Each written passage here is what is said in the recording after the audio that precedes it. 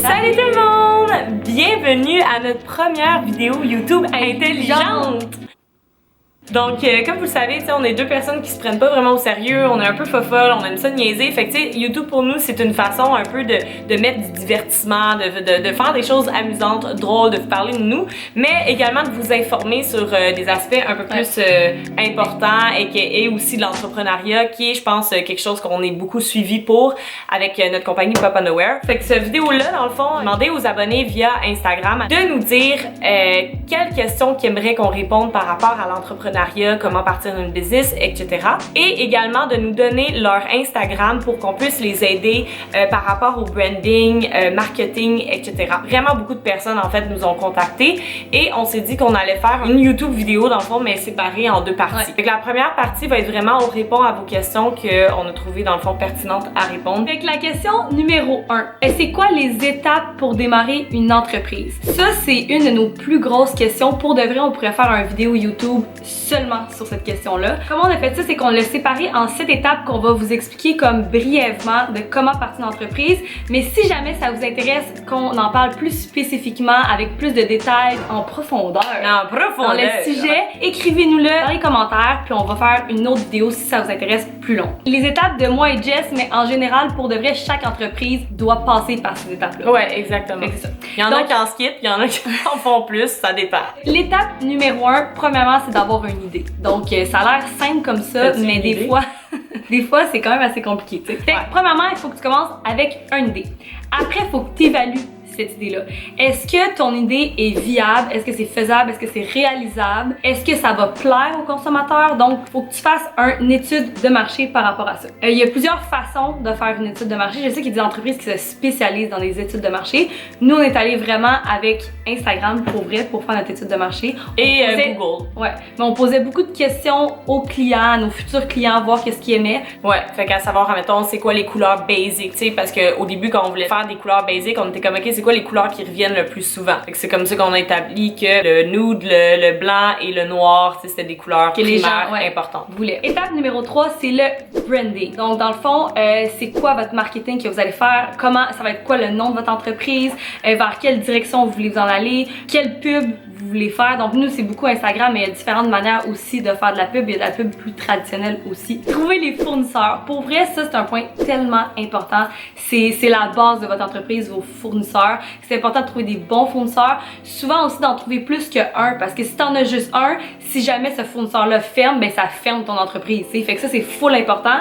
Et c'est vraiment dur de trouver des bons fournisseurs qui vont avoir de la bonne qualité, qui ont confiance en eux. Point numéro 5, ça c'est le point que moi et Jess on aime le moins, c'est la paperasse. Fait que tout ce qui est incorporation de l'entreprise, et ça c'est important, c'est pas juste comme vous trouvez un nom puis ça termine là, vous devez vous incorporer ou vous enregistrer.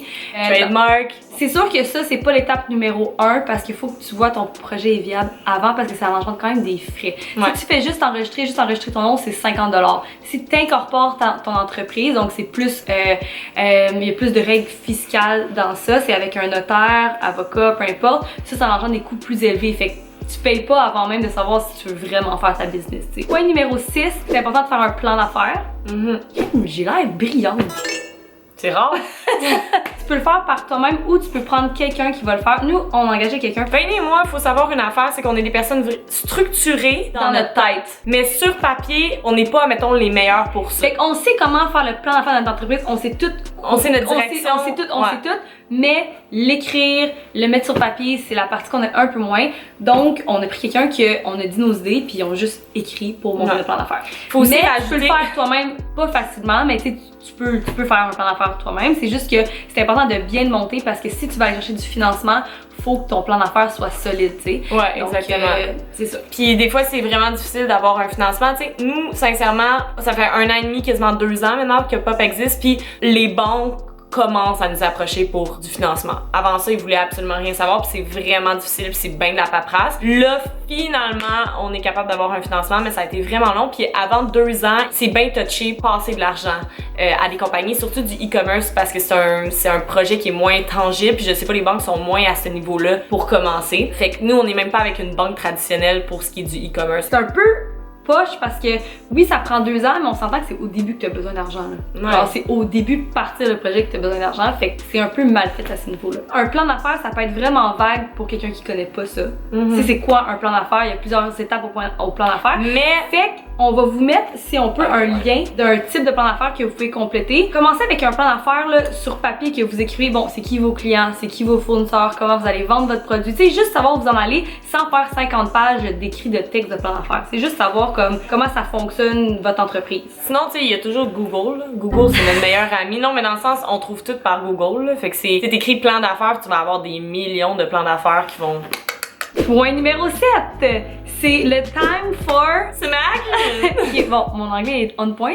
Non, mais pour vrai, c'est de passer à l'action, puis c'est full un point important parce que c'est là que souvent les entreprises s'arrêtent. Ouais. Fait qu'il y a tellement de gens, puis ça, moi, puis Jess, on dit souvent, il y a tellement de bonnes idées, mais pourquoi l'idée arrive jamais à une fin, c'est que les gens pensent pas à l'action, tu sais. Fait Non, que ils se découragent avant. Ouais, puis aussi, c'est que t'arrives, tu parles à une de tes amies, à tes parents, hey, j'ai une idée, ils vont. Hey, ouais, j'ai une idée. Ce qu'ils vont te dire, c'est je suis pas sûre que c'est la meilleure. Ils vont essayer de te dissuader souvent quand même. Puis ça fait en sorte, t'as-tu pensé à ça, t'as-tu fait ça? Fait que là, t'es comme, ben, je pense que c'est trop compliqué, je pense que ça marchera pas, je vais laisser faire, tu sais. Puis là, c'est là que ton idée se fait, oui. Je rajouterais, mettons, 3 points que je trouve super importants là-dedans. De 1, il faut savoir qu'aux États-Unis, la faillite n'est pas considérée comme quelque chose d'un échec. Aux États-Unis, pour être successful, t'as sûrement fait faillite au moins 5 fois. Donc non, ayez pas peur d'échouer parce que l'échouer, c'est de l'apprentissage. Et ça, je tiens toujours à le dire parce que c'est vraiment important de pas prendre des apprentissages comme des échecs. C'est pas parce que t'as fait faillite que c'est un échec, t'as au moins essayé puis t'es déjà dans le 1% des personnes qui essayent, ce qui est très rare. Qu'est-ce qui arrive, c'est que si ça allait échouer, tu vas dire, ok, je vais en repartir un autre puis je vais faire attention à ça puis là, ça va peut-être fonctionner. Exact. Deuxième affaire, trouve-toi une partenaire complémentaire. Dans le sens que c'est super important puis des fois, va à file pas puis elle est genre, oh my god, we will die. Puis moi, je suis comme, non, let's go. Puis des fois, c'est moi qui est genre, oh my god, I am going to die. Puis elle est genre, non, let's go. Fait que tu sais, on se motive entre nous, on est complémentaires. Toute seule, on l'aurait pas fait. C'est ça. Genre, moi, tout ce que je dis à tout le monde, c'est si tu te pars en business, trouve-toi un partenaire. Ne pars pas une business tout seul. C'est vraiment difficile. En même temps, je dis ça des fois à des gens, puis les gens sont comme, moi, je partirais jamais à 2 parce qu'il y a trop de problèmes. Puis l'expérience qu'ils ont eue avec une autre personne, ça s'est mal passé. Ça fait qu'ils ont pas envie d'être avec une personne. Fait que ça, je pense que ça dépend vraiment. Mais personnellement, j'aime mieux être avec quelqu'un. Non, c'est ça. Puis moi, tu sais, de l'autre côté, j'ai parlé à d'autres personnes qui sont parties en entreprise tout seules, puis sont comme, si j'avais à repartir une entreprise, je le ferais avec quelqu'un. Puis le troisième point, important d'instaurer un comptable dès le début. Nous, c'est genre une affaire où on n'avait pas tant fait au début, puis ça nous a un peu mis dans la merde. Ouais, mais c'est parce qu'au début, t'essayes de sauver. Tu sais, t'as pas beaucoup d'argent, fait que tu le mets sur comme. Puis mais tu te rends pas des fois compte de toutes les dépenses, puis whatever, mais c'est important d'être structuré monétairement, puis d'avoir justement dès le début que tu commences quelqu'un de confiance, aka un comptable, aka un fiscaliste. Fiscaliste, t'es pas obligé, dépendamment de tes chiffres, mais comptable au moins. L'autre question qu'on a reçue, c'est à quel moment on a su que ça fonctionnait pas, dans le fond. Pour de vrai, quand on est parti en entreprise, c'est sûr qu'on avait confiance en notre produit parce que sincèrement, on l'aurait pas sorti sinon, tu sais. Fait que oui, on avait confiance, mais à quel point ça allait fonctionner, pour de vrai, on le savait pas. Puis le moment qu'on s'est rendu compte que ça fonctionnait vraiment, c'est à notre premier lancement, on s'attendait pas à ça, là. Tu sais, sincèrement, l'argent qu'on a fait au premier lancement, c'est l'argent qu'on pensait faire dans notre année, là. Juste pour vous donner une idée, tu sais. Puis je pense que qu'est-ce qui a fait en sorte qu'on a réussi, c'est qu'on s'est vraiment différencié des autres entreprises de sous-vêtements. Ça, je pense que peu importe ton domaine d'activité, c'est full important parce que si tu te différencies pas, tu vas pas être capable de te démarquer des autres, puis on va juste pas te voir, tu sais. Comment trouver son fournisseur? Ça, sincèrement, c'est un point tellement important, puis c'est un point qui est très difficile aussi. Nous, je vais vous expliquer l'histoire de comment qu'on a trouvé notre fournisseur à Montréal. Dans le fond, il y a une rue qui s'appelle Chabanel, aka rue Saint-Laurent. C'est là que toutes les, admettons, rue de Sac de ce monde, en tout cas, toutes les entreprises dans le textile se situent. Toutes les manufactures. Ouais, toutes les manufactures. On s'est juste baladé dans les rues. Littéralement, on a marché, on voyait, admettons, conception manteau. Peut-être que eux peuvent nous aider. Fait qu'on rentrait à l'intérieur, on est comme, hey, écoute, on a ce projet-là qui est de faire des sous-vêtements. Écoute, toi, est-ce que t'en fais? Est-ce que tu connais un fournisseur? Est-ce que tu connais quelqu'un qui pourrait nous aider? Fait que là, lui, il était comme, ben moi, écoute, je fais des manteaux, ça marche vraiment pas avec moi, je peux pas vraiment faire ça, je suis un designer. meilleur. Là, j'étais comme, ok, cool. Mais j'ai cette personne-là que peut-être que lui connaît quelqu'un qui pourrait vous aider. Fait que là, ok, cool, parfait. Fait qu'il me donne son contact, j'appelle la personne. Je suis comme, salut, ben, tu sais, nous, on fait des sous-vêtements, etc. Fait que là, la personne est comme, écoute, moi, j'en fais pas, je fais des chandails, mais cette personne-là fait des sous-vêtements. Ah, cool, parfait. Fait que là, tu t'en vas voir. Fait que là, finalement, j'ai un meeting avec la personne sous-vêtements. Tu sais, même cette personne-là est comme, salut, tu sais, cool, c'est quoi ton projet? C'était full embryonnaire, notre projet en plus. Fait que c'était comme, ok, tu sais, t'as ce projet-là, fine. Écoute, t'as l'air sérieuse, parfait, on peut commencer. Fait que là, c'est là que tu commences tes prototypes, les samples, back and forth. Tu regardes la qualité, est-ce que t'aimes ça, est-ce que t'aimes pas ça. Lui, il peut t'aider à trouver ton tissu. Fait que nous, dans notre cas, ben, il nous a dit, Telio, c'est, admettons, vraiment une bonne place pour trouver son tissu en bambou parce qu'on savait qu'on voulait faire des sous-vêtements en bambou. Mais qu'est-ce qui est important aussi que t'as pas dit, c'est aussi de la vente. C'est qu'il faut que tu convainques le fournisseur de te prendre. C'est pas juste, t'arrives là puis tu dis, ok, je veux 100 morceaux, puis là, il dit, ok, parfait. Lui, il dit, ok, ça va coûter tant, je te fais 100 morceaux. C'est qu'il faut que tu essaies de le convaincre parce que ça veut pas dire qu'il va te prendre d'emblée. Non, c'est ça. ça qui est un peu weird. Ouais, un peu. Il y a des fournisseurs, sincèrement, outre-mer, ça c'est vraiment plus simple dans le sens que tout le monde t'accepte. Mais admettons, Montréal, les fournisseurs sont vraiment plus touchés avec qui ils travaillent. Quel était le point le plus difficile quand vous avez commencé? De un, de trouver le bon fournisseur. Là, comme je vous ai dit, je viens de le dire, ça a été compliqué parce qu'on allait carrément se promener sur Chavanel. Aussi notre qualité, là, mettons notre élastique a été vraiment difficile à trouver puis à comme fabriquer. On a fait vraiment beaucoup de back and forth sur ça. Et il est arrivé un gros problème. Au début. Il faut savoir que moi et Jess, on était les deux nouvelles dans ce domaine-là. Fait que oui, c'est sûr qu'on a fait des erreurs, que si ça faisait longtemps qu'on était là-dedans, on aurait peut-être pas nécessairement fait, mais je pense que ça, dans n'importe quoi, quand tu commences quelque chose, c'est normal que tu fasses des petites erreurs. Mais bref, qu'est-ce qui s'est passé, c'est qu'on a commandé nos élastiques, sont arrivés dans notre entrepôt, on a ouvert les élastiques et on s'est rendu compte que c'était pas exactement ça qu'on voulait. Mais pourquoi c'est arrivé, c'est que le fournisseur nous avait envoyé des photos, on l'avait approuvé, mais on n'avait pas reçu le sample. Fait que ça, c'était un méga gros problème parce qu'il fallait shipper notre stock et nos élastiques étaient pas comme qu'on voulait, puis c'est notre première collection. Puis là, on se disait, tu sais, faut livrer qu'est-ce que les gens y avaient commandé, tu sais, parce que sinon, oublie ça, tu sais. Fait que là, on capotait, puis nos élastiques, il y avait comme un mot décrit, ben c'était fiche-moi la paix. C'était pas beau, fait que là, on était comme, oh my god, qu'est-ce qu'on fait? Fait qu'on a décidé de commander d'autres élastiques qu'on avait déjà. C'est des élastiques pleins, fait que pas de phrase dessus, juste comme blanche et noire. Et là, on s'est dit, ok, il faut trouver une manière de écrire notre phrase sur l'élastique. Fait que ce qu'on a fait, c'est qu'on a trouvé une machine de sublimation, fait qu'une machine que tu peux comme étamper ta phrase sur l'élastique. Donc on avait beaucoup de commandes et ça se faisait à la main, un après l'autre. Fait qu'on s'est tapé extrêmement beaucoup d'unités, qu'il fallait prendre la culotte, il fallait attendre avec la sublimation 1 minute de chaque côté, fait 1 minute de chaque côté de la culotte et les bretelles aussi et l'élastique en dessous de la brassière sur toutes les unités, fait que chaque ensemble prenait comme 10 minutes à faire parce qu'il fallait bien placer la phrase puis ça n'avait aucun sens comment c'était long. On a passé un été complet dans l'entrepôt. On a passé 2 mois là non-stop, pas des 12 heures là, des genre 15 heures. 15 heures là. Puis c'était dans une petite pièce qui faisait chaud parce que les machines sont chaudes aussi. Il y avait aucune air climatisé en plein été. On voulait mourir là. Je pense encore traumatisée de cet événement-là. C'est pour ça qu'à chaque fois maintenant qu'il y a un pépin, on est comme, parce que maintenant on est rendu quand même avec une équipe, c'est notre entreprise, mais on a des employés, des affaires comme ça. Eux paniquent, admettons quand il arrive un petit pépin, nous on est comme, guys, ça va jamais battre ce qu'on a vécu la première année, la première collection. Puis tu sais, la réalité, c'est qu'on aurait pu les... C'était pas affreux. C'était pas affreux, pu les shipper comme ça. Puis tu sais, on s'aurait pas tapé un genre 2 mois d'extrême travail. Mais on était comme, on peut pas, on était comme, on veut trop que nos clients soient contents, satisfaits. Ça a été notre plus grosse épreuve. Notre plus grosse épreuve, ça a été vraiment le moment le plus demandant physiquement, mentalement. Puis c'était la première collection, fait qu'on était comme, est-ce que le monde va aimer ça? On était déjà, le stress du début de livrer un nouveau produit et de faire comme, est-ce qu'ils vont aimer ça? Il était amplifié par tout ce problème-là derrière. On vous l'a jamais dit parce que, tu sais, on met l'emphase sur notre vie, sur nous, qui qu'on est. Notre but, c'est pas des moments drôles, mais pas, tu sais, on va pas filmer non plus qu'on travaille pendant 18 heures par jour. Non, c'est ça, tu sais. Puis est-ce qu'on va toujours vous parler de tout ce qui se passe à l'interne ou les problèmes, whatever? Je pense pas, tu sais. On veut vous montrer que oui, l'entrepreneuriat, c'est pas facile, puis il y a des embûches, puis il peut y avoir du négatif, mais aussi du positif. Mais c'est un peu ça. Mais tu sais, on aime ça, justement, en parler quand il arrive des YouTube vidéos comme ça.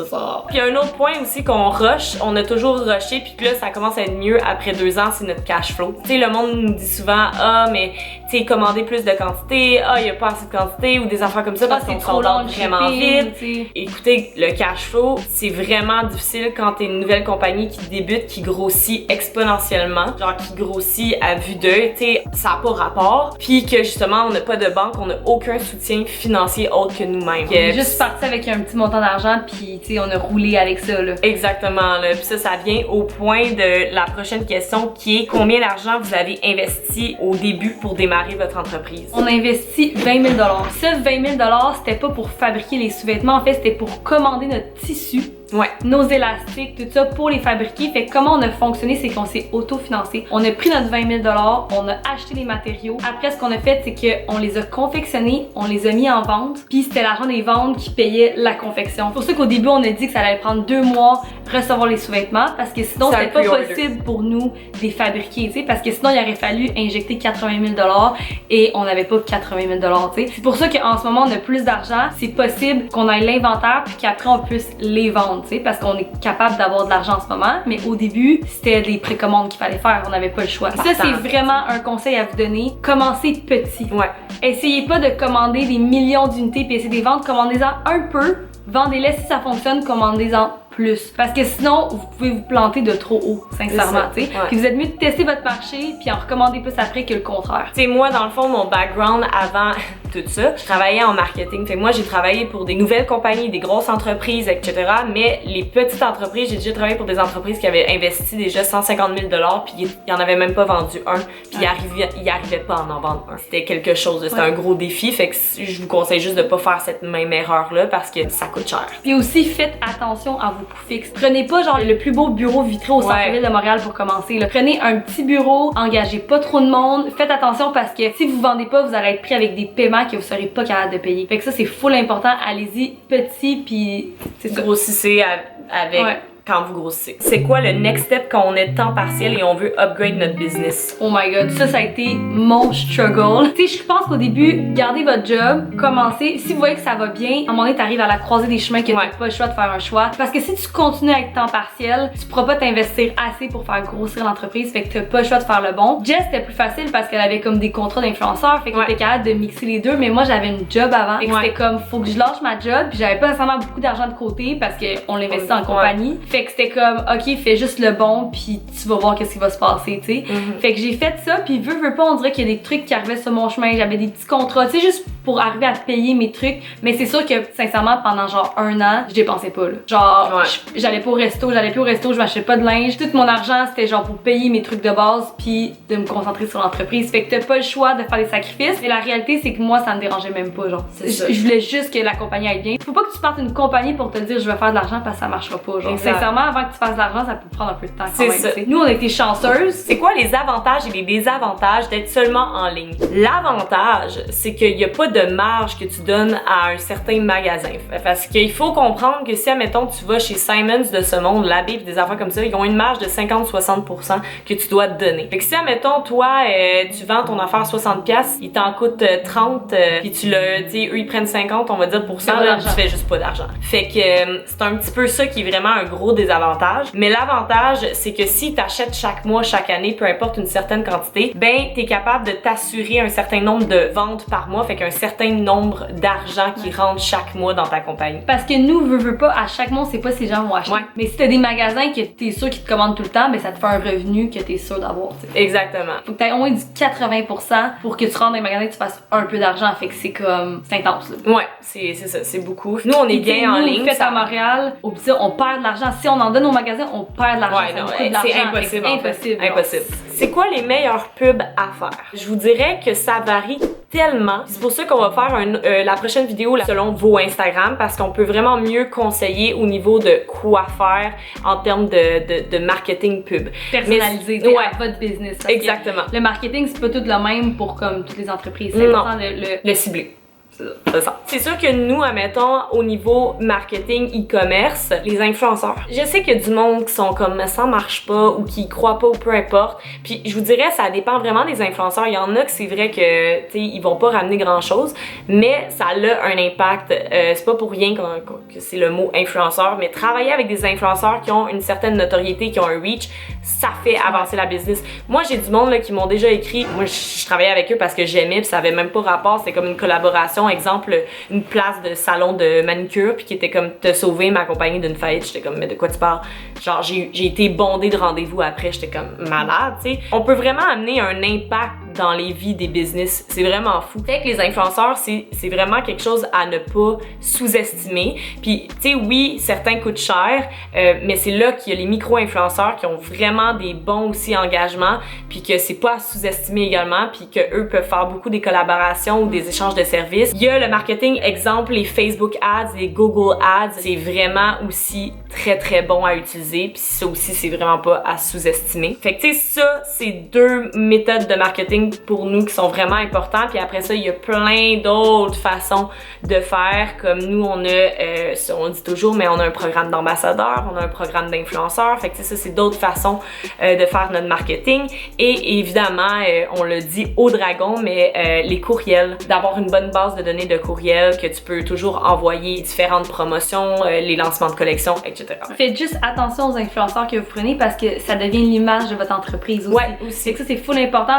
Prenez pas n'importe quel influenceur, prenez un qui ressemble à votre business. Ouais, puis que bien vous les aimez. cibler. Ouais, exact. Et aussi, on a eu la super belle question de comment on fonctionne, nous, au niveau des designs. Faut vraiment savoir que c'est la conception de Vainé et moi au niveau des designs, c'est vraiment nos idées. Fait que comment qu'on fonctionne, c'est qu'au début, on trouve un concept. Fait qu'on se dit, admettons, hey, le glow in the dark, c'est ça flash dans le noir, fait quelque chose par rapport à noir, plus sombre, plus spatial, pis des trucs comme ça. Après, on commence à dire comme, tu sais, nous, on avait une expression qui était brillant. Fait qu'on était comme, pourquoi pas le mettre sur nos culottes, tu sais? Exact. Puis là, on était comme, ben ça glow in the dark, puis c'est des étoiles, brillantes, ils brillent dans le noir, oh là là. Fait que tu sais, on a réussi à comme plugger une expression sur une bobette, c'est vraiment drôle, puis ça a été, je pense, le meilleur vendeur en plus de cette collection. Mais souvent, moi, Jess, comment on fonctionne, c'est que on a tout le temps des périodes de création. Fait qu'on se dit, OK, ce mois-ci, il faut vraiment créer pour les 5-6 prochains mois. Ouais. Fait qu'on s'isole à quelque part. Comme en ce moment, on passe, je passe la semaine chez Jess à dormir chez Jess puis créer ensemble, tu sais. Ouais, exact. Fait que souvent, on allait, mettons, un week-end à quelque part puis on crée toutes nos collections là, tu sais, parce que c'est full important d'être créatif. D'avoir un environnement parce qu'au bureau, sincèrement, on a déjà essayé, on est au bureau même puis on se regarde puis on est comme, on a aucune idée là. Ouais, c'est ça, c'est pas là que l'inspiration vient, disons là. Quand on a trouvé qu'est-ce qu'on veut faire sur les sous-vêtements, on travaille avec un graphiste que lui, dans le fond, va dessiner. Fait que c'est beaucoup de back and forth avec lui pour dire comme, ah non, mec, telle couleur ça, fais un muffin plus comme ça, mets des yeux au petit muffin, fais-le courir après ça. Fait que c'est vraiment un travail dans le fond d'équipe avec un graphiste. Mais il faut savoir que la conception, c'est vraiment les idées de Vainé et moi. Puis c'est ça qu'on trouve le fun aussi de chez Pop, c'est que c'est toujours quantité limitée, créatif. Mais c'est aussi le fait que si jamais on se fait un peu comme voler nos idées par un Zafo, etc. Nous, on fait des quantités limitées et on change toujours de design. Fait qu'il n'y a pas de restock. Fait que si, admettons, on sort, je sais pas, des bonhommes de neige, que le mois prochain, eux sortent les mêmes bonhommes de neige, on est comme, bah, tu sais, ça nous ferait chier, oui, mais on est comme, nous, est partie cette collection-là, on la refait pas. Fait personne peut savoir. C'est pour ça que c'est toujours secret, c'est qu'on dit jamais nos idées pour pas que les gens copient nos idées. T'sais. Exactement. Tu sais, Pop, c'est vraiment excitant. Tu sais, là, on est en mode COVID, fait que c'est vraiment plus difficile pour les prochaines choses qu'on veut vraiment faire. Parce qu'on a vraiment des idées après le COVID de ce qu'on veut faire, c'est insane. Fait que, exactement. Fait que ça a été la partie numéro 1 de YouTube. Je pense qu'on a répondu à pas mal de questions. J'espère que vous avez apprécié ce petit vidéo. On va faire la partie 2 qui est de vous aider dans le fond dans votre développement personnel. Ça peut être de branding, de marketing, des idées. On va essayer de vous aider selon les Instagram qu'on a reçus. Et on veut juste vous dire un gros merci pour tout le soutien. N'oubliez pas de subscribe au YouTube channel si vous voulez voir d'autres vidéos de ce genre. Puis aussi, n'oubliez pas d'écrire en commentaire si vous voulez qu'on élabore plus un plan d'affaires de A à Z. Donc, c'est ça, si ça vous intéresse, on va faire une vidéo juste là-dessus. Voilà! Merci! Bye!